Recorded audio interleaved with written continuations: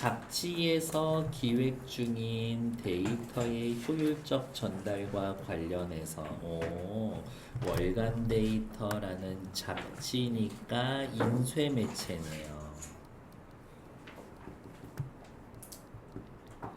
데이터의 효율적인 전달과 관련하여 요게 주제고요.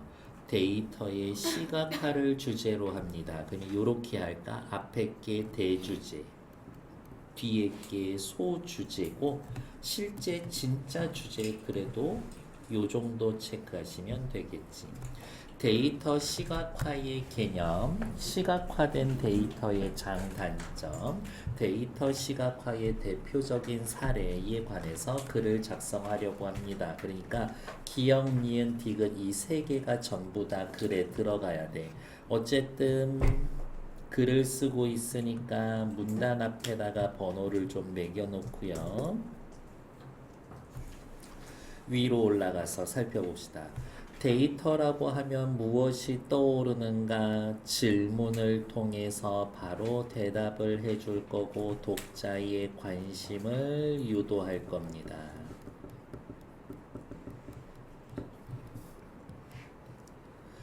엄청 파워 넘치게 필기한다.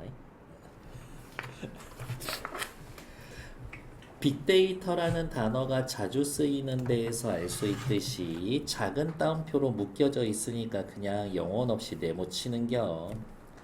데이터는 압도적인 양으로 인해 그 자체에선 의미를 찾기 힘든 것으로 인식이 된다.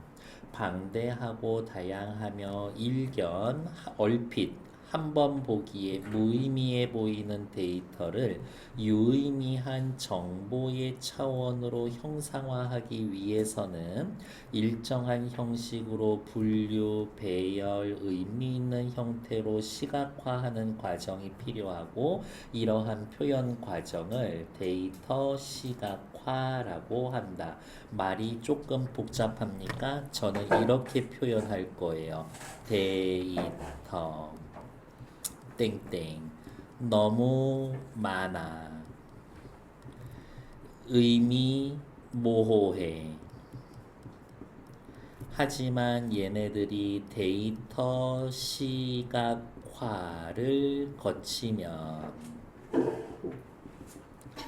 유의미한 어디가 있어? 정보가 되는 거지. 땡땡 유의미한 이런 거겠죠.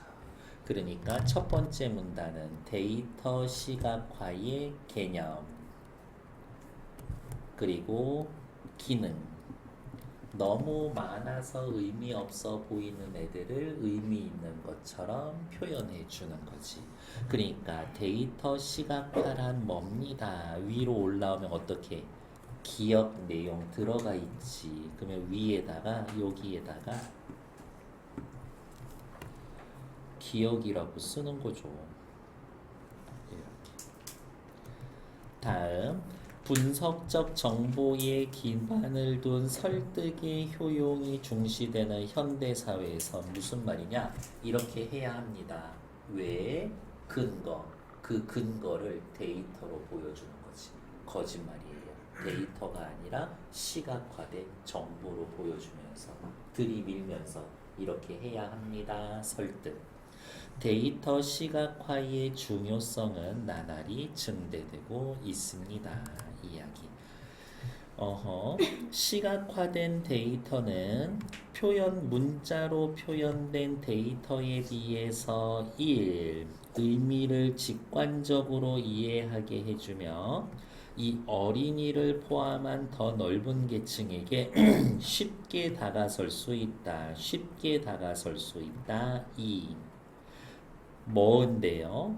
디지털 시각화된 데이터의 장점 1, 2. 단 이를 해석하는 과정에서 문화적 요인이 작용하여 인종, 언어, 지역, 종교에 따라서 달리 해석할 수 있다라는 한계가 존재하며 A. 지나치게 시각화된 데이터는 오히려 전달의 효율이 떨어져서 가치가 감소하기도 한다. B. 장점 1, 2, 단점 A, B. 그리고 두 번째 문단이 전체적으로 니은이네. 디지털 시각화된 데이터의 장단점. 그게 두 번째 내용 전부 다네요.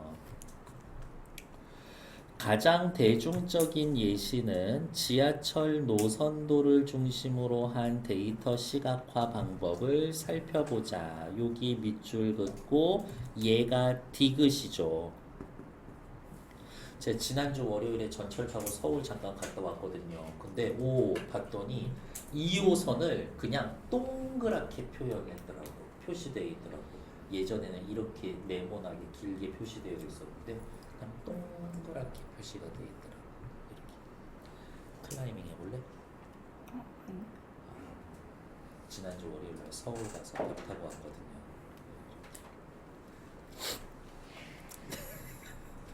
미친놈 같았어 지금 진짜. 디지털 노선도는 많은 정보를 어떤 정보 있어요? 디지털 지하철 노선도에는 역 이름, 몇 호선인지, 갈아타는 데인지, 급행이 서는 데인지 안 서는 데인지, 그 다음에 역 간격이 실제로 짧으면은 거기도 조금 짧게 표현돼야 되고 천안까지 지하철이 가더라고. 거기는 역 간격이 이만해 넓어. 그런 여러 가지 정보를 줘야 돼. 외국인들 대상으로 하니까 영어, 중국어, 일본어로도 쓰여져 있어야 되고 여러 가지 정보를 넣어야 되거든요.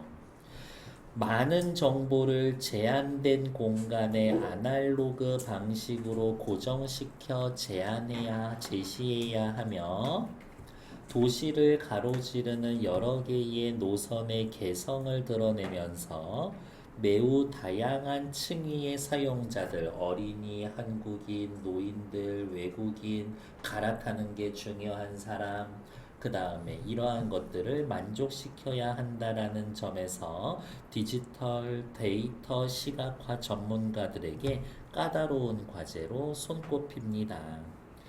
지하철과 관련된 데이터를 효율적으로 시각화하기 위해선 다양한 방법이 사용되는데 세계 각국 런던에서는 어쩌고 우리나라에서는 저쩌고 런던과 우리나라를 어떻게 해요? 사례를 비교하고 있고요.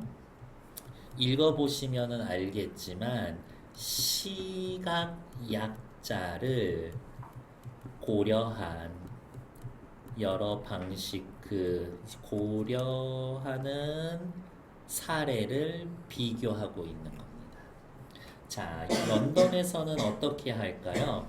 각 노선에 패턴을 부여해서 이 패턴을 토대로 시각 약자도 노선을 구분할 수 있도록 했습니다.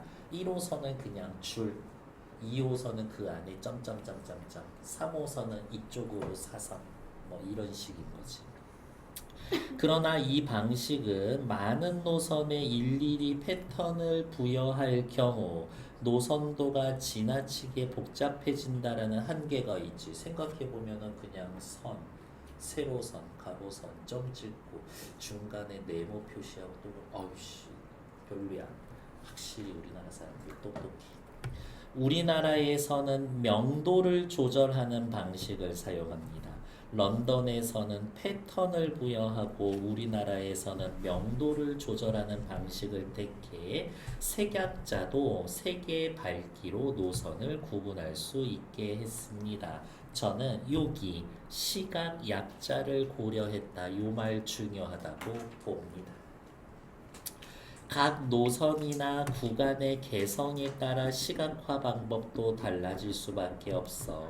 시내 구간은 정차역이 좁은 간격으로 배치되어 있지만 도심과 주변 위성도시를 잇는 통근 전철은 정차역의 개수가 적고 역 간의 거리가 길어.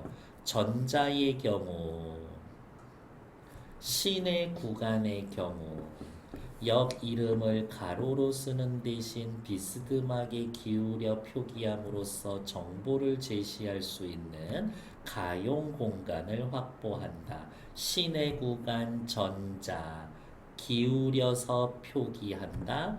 가용 공간 확보한다. 반면 후자 도심과 주변 위성 도시를 이을 때에는 선을 거리에 비례해서 수만큼 구역으로 나누고 빛을 전멸시켜서 위치를 가늠할 수 있게 했습니다. 도심과 공항을 연결하는 철도의 경우는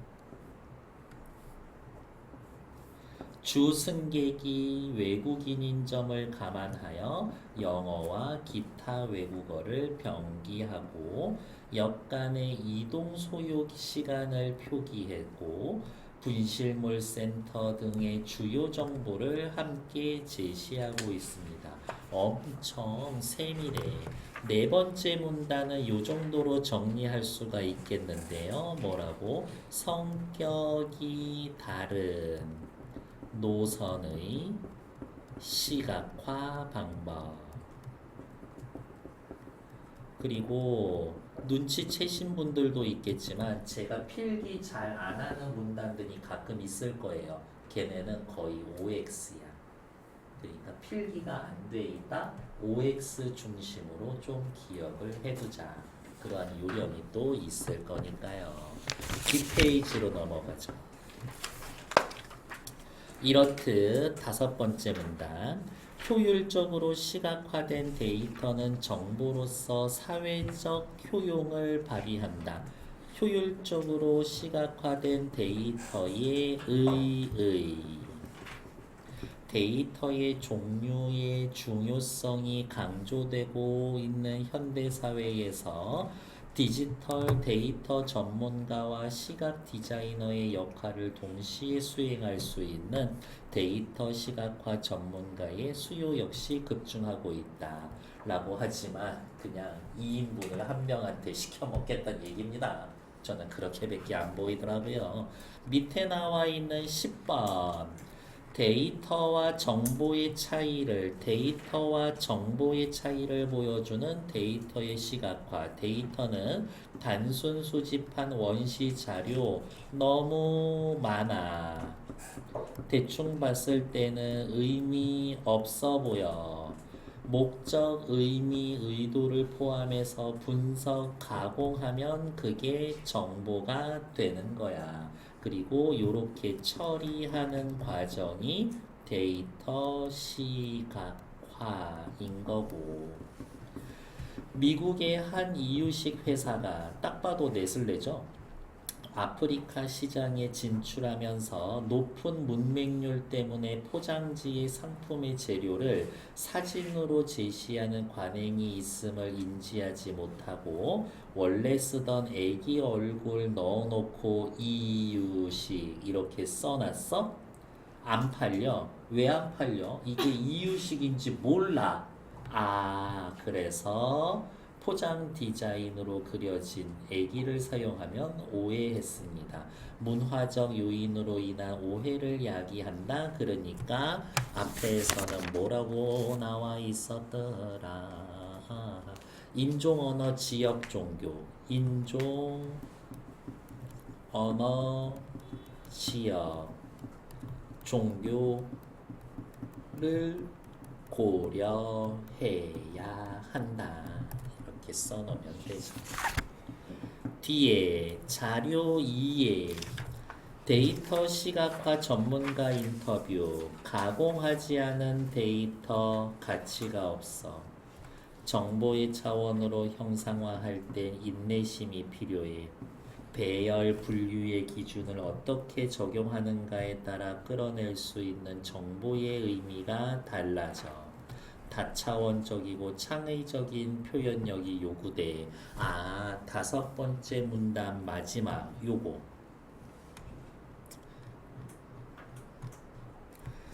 데이터 시각화 전문가가 갖추어야 할 요건에 해당되는 거겠지. 그러면 자료 2의 기억은 여기에서 쓰면 되겠네. 자료 2의 기억은 여기에서 쓰면 되겠지. 다음 외국인 주요 역의 이름이 다양한 언어로 병기되어 있고 필요한 정보도 있어서 편리했어요. 그랬는데 익숙하지 않은 고유 일부 시설을 표시한 그림 문자는 무슨 의미인지 모르겠어서 이용을 하지 못하고 지나치기도 했습니다. 그러니까 얘는 어디에다 써먹어야 될까? 어디에다가 써먹으면 좋을까? 외국인을 대상으로 할 때 노선의 시각화 방법 여기에서 추가하면 될 것 같아요. 자료 2의 니은 네 번째 문단에서 추가해서 쓰면 될 것 같아요. 다음 자료 3번 차트나 원형 직선 그래프를 이용한 기존의 데이터 시각화가 주로 정보형 메시지 전달이라면 최근의 디지털 시각화는 설득형 메시지 전달을 목적으로 합니다.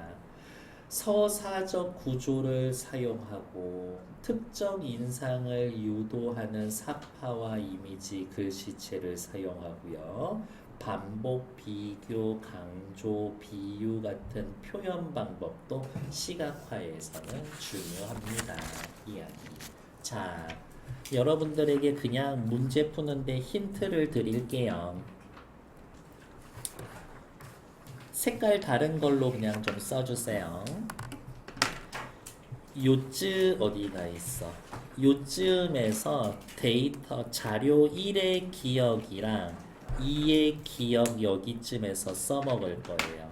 그리고 자료 3도 요종에서 써먹을 수 있습니다. 두 번째 문단 처음에 두 줄을 자료 1의 1 쓸 거고요. 자료 1의 1이란다. 1의 기억 쓸 거고요. 인종 언어 지역 종교 할 겁니다. 얘는 1의 니은 여기에서 써먹을 겁니다. 지하철 노선도는 아까 외국인 인터뷰했었던 거 여기에다가 써먹을 거고요. 그 다음에 또 뭐 쓸 게 있었었나? 네, 그 정도 하시면 10번 문제 푸시는데 조금 도움이 될 겁니다. 90, 11번 말이 많으니까 딱 3분만 드릴게요. 시작!